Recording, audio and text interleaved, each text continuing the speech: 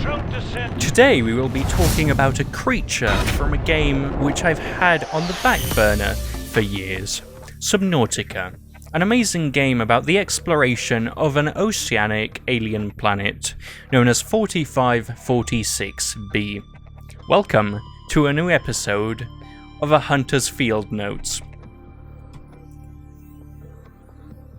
The striders are rather calm creatures which graze the bed of the ocean, feeding off of various species of plant life found there.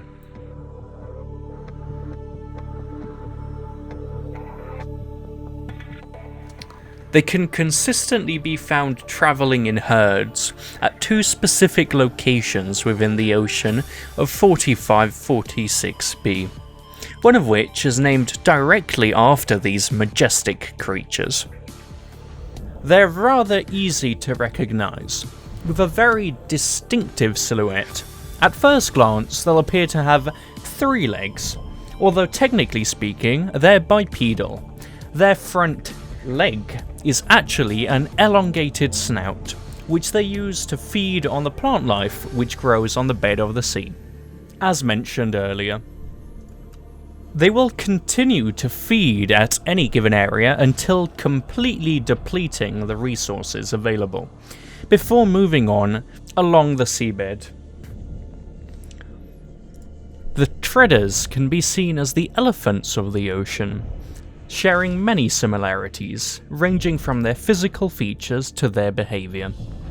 They're very much friendly giants, being the only species in planet 4546b known to actively protect each other, not only by moving in herds, but by becoming defensive whenever their young are in danger.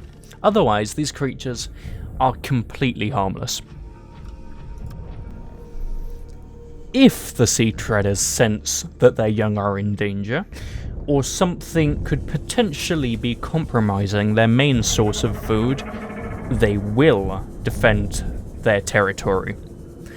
To do this, they will use their elongated beaks to stab their target, being quite effective as a form of defense.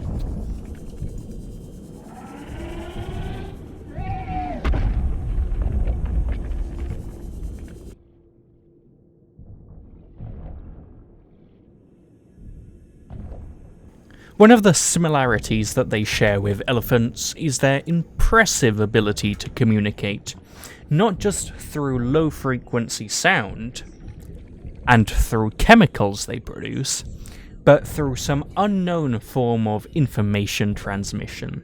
Though this hasn't been entirely proven, it's suspected because of their very clear transmitters above their lower back and long antennas as receivers, which protrude from the sides of their head.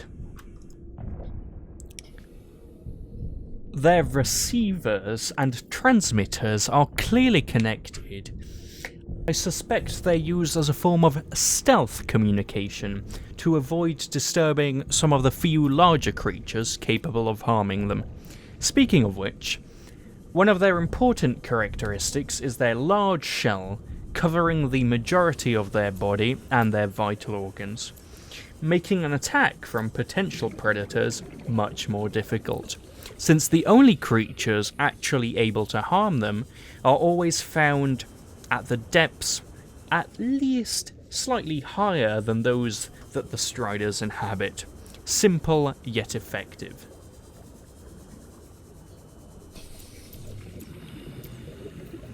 It would seem their potential predators have learnt that engaging with them is most likely not worth it. For example, the ghost leviathan, which is definitely able to harm them, will go out of its way to avoid them, even if this requires him leaving behind potential prey.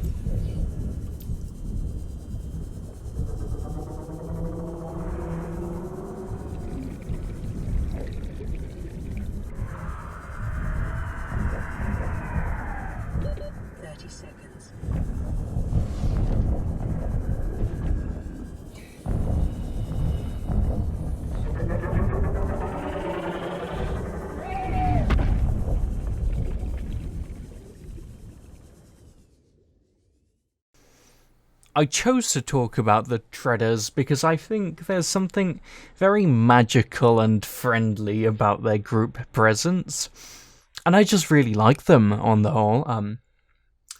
So as per usual, I hope you enjoyed this episode of A Hunter's Field Notes.